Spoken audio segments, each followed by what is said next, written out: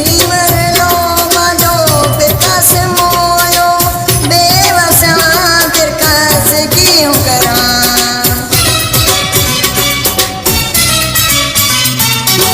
Hever लो माजो कृष्ण मोयो बेवस